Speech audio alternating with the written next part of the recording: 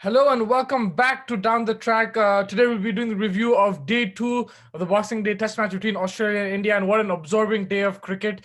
India taking the lead in the end. It was a brilliant day. We saw wickets falling, we saw runs flowing, we saw a century as well. I have with me my brother Yusuf Ismail. How are you doing? I'm doing great, man.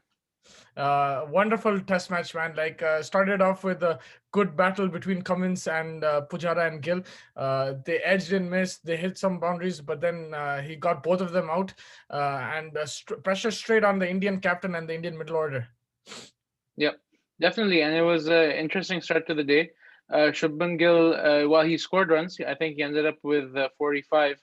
It was Yeah. not as assured of a performance today as it was yesterday. He wasn't moving his feet as well. And Cummins was just very consistent, continuing his form from the first test. And he got the reward that he was looking for. And then back to back, he got Pujara as well. So it was a nervous start. There are around 60 odd for three. And you could have thought that, oh, is there going to be another collapse? Is 195 still too much for India? And then the captain, he couldn't do no wrong in this test match, and he just came in and he's played a blinder. Yeah, the first day belonged to Rahane, the captain. Second day, Rahane, the batsman. Like, unbelievable. He stepped up to the plate. What we expect of Virat Kohli, what we thought Virat Kohli would do, Rahane is fill those shoes. We saw Kohli batted beautifully in the first test, and we thought after he goes, it's going to be extremely difficult for India. But I thought that, but Rahane just stepped up and he didn't let Kohli's absence, alter anything. He just completely took control of the game. I think he was committed to his shots. His footwork was brilliant, either the front foot or the back foot. He played Nathan Lyon, I think, was really good, and he was guiding the other players around him. Yes, Vihari and Pant got out, but not. But they still built some partnerships with him, and he was guiding them. And same with Jadeja, he was guiding him as well. They were working the singles as well. I think the very good thing about Rahan is innings was that yes, he did absorb a few dot balls. It took him a long time to get off strike, but after that he started rotating. He was getting the boundaries, so he was taking pressure off his partner as well. Yeah, definitely. And I think everyone in the Indian lineup except for Agarwal contributed in some way. I think Vihari, Pant, and now Jadeja, they've played very well. Uh, I think Vihari again, he was well set. He was playing well, and then Yeah. he did. He wasn't a stupid shot, but it's not in a test match. You don't need to sweep the the off spinner. That's like more of a one day shot. You can be a bit more traditional against a bouncing off spinner, and that's what happened, right? Nathan Lyon got purchased as he usually does, that overspin. It bounced, hit the glove, and he was caught behind. And same with Rishabh Pant, like he started opening up, played some fantastic shots, and then again didn't slash, but played a kind of a loose shot outside the off stump and Yeah. got caught behind. And but they still, despite that, they consumed about 100 balls, as you can see between them, and they scored 50 exactly. So decent, and it gave Rahane someone to have at the other end while he was building his innings. So that was good. And Ravindra Jadeja, his form this season in all formats continues to impress and surprise. He's come back with a vengeance. Yeah, And since he was called bits and pieces by Manjrekar, he's been killing it. Right now he's playing like a proper batsman. Like it's not like it's fluke runs or anything like that. He's there, he's grinding it out. He can hit the shots when he needs to, but you can see a strike rate 38.46. So he's there for the long term. He knows this is a test innings, and he's showing that he has the patience.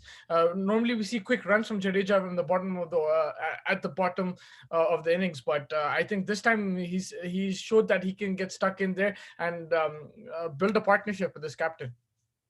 yeah, and I think that's an interesting point. Yes, I think he took that very personally, but then it also shows that the triple hundred he made in first class cricket Yeah. wasn't a fluke. He wasn't kind of maybe applying himself, or there's something else going on, but he had that potential inside him to be India's number seven, right? Like he had that potential to be solid as seven, not just a number eight, number nine.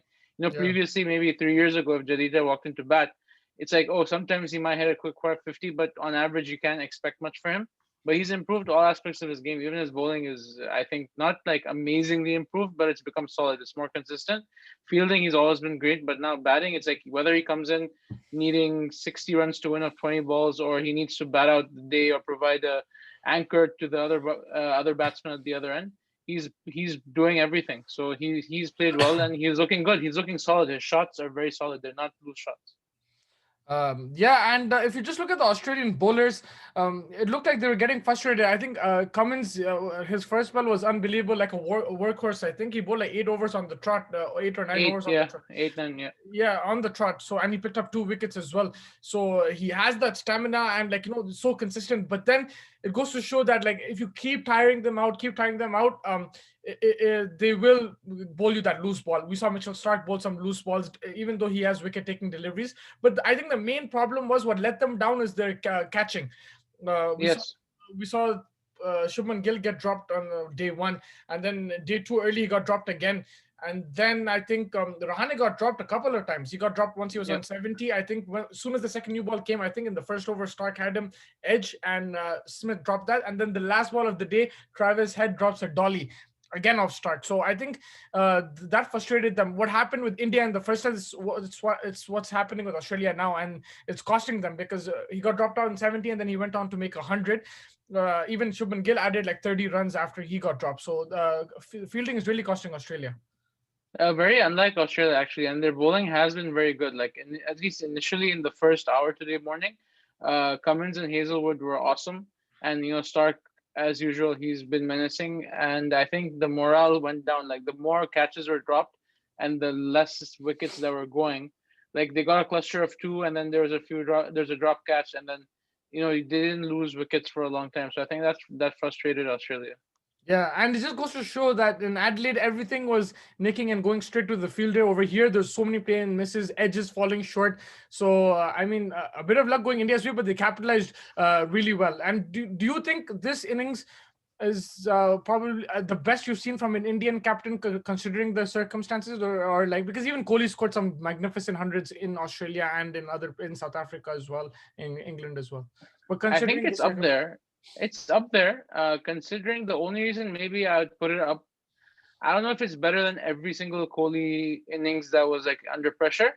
I think Kohli in Australia has been quite unbelievable. resilient. Yeah, resilient and unbelievable. But to go from 36 all out, then taking over the captaincy, losing your best player, and then making three changes to the starting 11, considering all of that, I think Rahane's is up there. I'm not going to say it's the best by far. It's arguably the best, but definitely up there. And Yeah. it was a brilliant innings. He was very assured. I think a couple of punches on the ground, cutting everything outside off stump with authority. So like he was not. It wasn't a streaky innings at all. Yeah, And even and the drop chance, it was not a streaky shot. It was just a very good ball. So yeah, and he's shown that overseas he can do it. After Virat Kohli, if there's anyone who can step up, it's Rahane. He's scored 800s out of his 12. yeah, he scored 100 in Lords. He's that 48 in South Africa. I remember on a green pitch that was a match-winning knock.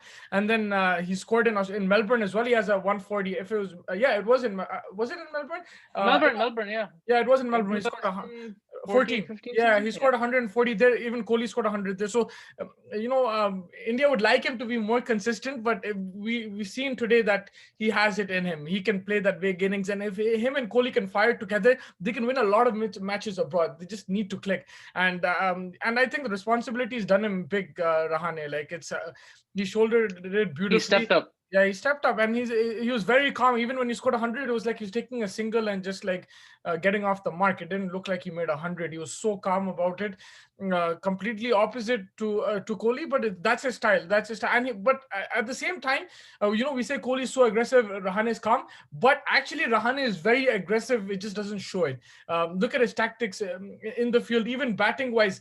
He's looking to hit the boundaries, looking to score. Yes, he consumed dot balls when needed, but it's controlled aggression. And then when the new ball came, second new ball, you're expecting play and misses, leaving the ball. He went and he attacked and he got some good boundaries and he put the pressure back on Australia. I think that's the exactly correct word to use, which is controlled aggression. And Yeah. I think that's the perfect balance, right? You can be aggressive tactically, but you're still calm physically under pressure, like you said, right? Like he scored a beautiful cut shot to bring up his 100. Yeah. He just looked, calmly took off his helmet, celebrated. He didn't do any fist bumps. I'm not saying it's wrong to do that. It's just that he's much more of a calming influence on this team. I think it's a team full of youngsters. Like look at it. It's Mayank Agarwal, youngster, Gill, youngster, like very young Gill. Pujara is not a youngster anymore, but he's still, he's seasoned. Okay, let's say he's not an elder statesman, but he's seasoned. Rahane, and then Vihari is relatively young in the Indian side, and Rishabh Pant is too. So like it's a young team, and I think he has more of a calming influence on this team than Yeah. Kohli. And at least in this match, that's what he's shown. They're not agitated, they're calm, they're confident at the same time. They're quietly confident. So that's Yeah. a good. It's a good change for India. It's working for India at least. Yeah, and he said, I think in Dharamshala in 2017, when Kohli was injured and he took over from captaincy for the first time, he said that give me five bowlers and I'll bat at four and take the responsibility of the extra batsman, and that's what he did today. Like he took the responsibility. He knew they Yeah. were going with an extra bowler, a batsman short, but he stepped up and he scored the runs. And now India in a very good position, 83-run lead, 5 wickets in hand. What lead are you expecting? Because anything, if they both get out early on day three, it could be 100-run lead. If they both bat like a session, it could be a 150 lead. So like, where do you think who would be more satisfied? I mean, what will Australia be aiming to cut the lead to, and what will India be aiming to score? Look, Australia are not out of this game. I think this series so far has been the story Definitely. of Yeah. clusters of wickets. So it's very much possible that India lose two or three quick wickets in the morning, and Australia are right back in this game. And if they can get a lead in the third innings, then that's going to be one run above zero is going to be big pressure on India, right? So I'm usually very conservative and negative in my predictions, especially when it comes to India, which we can discuss why on another show. But Yeah. I just have this feeling the way Rahane has calmed the entire setup, I think India can stretch the lead to, if they bat well, I think after the first session, their lead can be touching, maybe 140, 130. I think they'll end up with a 200 plus lead. I think that's Oof. reasonable to expect. If that I think they happens, can. I think I India think is they way can. in the front seat because I think they can, but if they lose wickets, then it's an open game. And that's a very, I'm not giving you a final answer, but my heart and my gut says there's something about this innings. I could be proven completely wrong. And the same thing that happened before a collapse could happen, but there's something about this innings. Everyone's playing. There's not been like a sudden 0-0, yeah. 1-1 score, Ideally, India would like the tail to score like 20, 30 runs. Someone like Yadav hit a couple of boundaries and like add to that score. But that's what it is. If they get a early wicket, Australia, I think they will look to finish it off and maybe just give a maximum 100 lead. But if these guys bat at least the first hour and they're both not out, I think they can stretch that lead to 150 for sure. So it'll be very important how that first hour goes. Australia is still not out of it. If they pick up the wickets and then they bat well, they can still win this game. But at the same time, they can't let the lead stretch because we've already seen a lot of turn on this pitch. There's a ball Lion bowled, I think, to Vihari and it turned square. So if they have like a 170, 180 lead India, Ashwin and Jadeja are not going to be easy to bat to play to face on this pitch. Let me rephrase it. I think 200 is a match winning lead. I think 150, it's still maybe advantage India, but Yeah. Australia still have a chance. But these pitches are like almost like Indian pitches. They're Yeah. deteriorating very fast. There's spin on Very the first surprising for day. Melbourne. It's supposed to be like a Yeah, flat batting pitch. exactly. And I think Australians, the bowlers have bowled well. But I think one point which was emphasized a lot on commentary was that they were bowling a bit shorter in line and in length, sorry, than the first test, and that's the reason that they're not. It's not about slicking the ball; has nothing to do with the length, I feel. But there's just something when you draw the batsman out with a further line and get the ball to do a little bit. And India has been suspect outside the off stump. So perhaps one change Australia can do is maybe pitch it up a bit more. And apart from that, they're always in the game for getting a couple of wickets. You never know. India's focus or concentration could go. They could just get a Jaffer. So I think advantage They'll India need right to now. take their catches for sure. That's definitely one Yeah. thing. And India has shown that if you don't take your catches, you won't win. Yeah. So I think it's like 65, 45 to India right now, conservatively. 65, And 35. yeah, and I think that it all depends on the first session. If they don't lose any wickets in the first session, India's touching 70% on Yeah. the win scale for me. Yeah, I agree with So you. I think that first hour will be crucial. Exciting. It's going to be an exciting third day. I think another absorbing day of cricket, and it's shown like Test cricket so challenging. No team is out of it. And yeah, especially on pitches like these, like where there's something in it for the bowlers and batsmen. You never know who's going to win the game till the last day because it just keeps ebb and flowing. And I think again in this Test match we've seen that. Yes, India have played two amazing days, but they did that in Adelaide as well, and then they completely lost it on the third day. So it'll be up to them how they perform, and they'll be hoping to learn from those mistakes and increase that lead and try to get Australia out as minimum as possible. Yep, I think I completely agree, and it's going to be another fascinating day. Especially the first hour is going to be very interesting. Yeah. Must watch TV. Yeah, for sure. Thank you so much for joining me. I think we've summed that up. Hope to see you soon after day three. It's going to enjoy the game. It's going to be a cracker. And for the sake of the neutrals, let's hope tomorrow is not the last day, like the last test match. Yeah, let's hope. Let's let's hope. let's hope we can be with you guys for another couple of 3 days. Yeah, for sure. If this is quality cricket, the longer it goes, the better. Awesome, man. Take All care. right. Have a good Thank night. you. You too.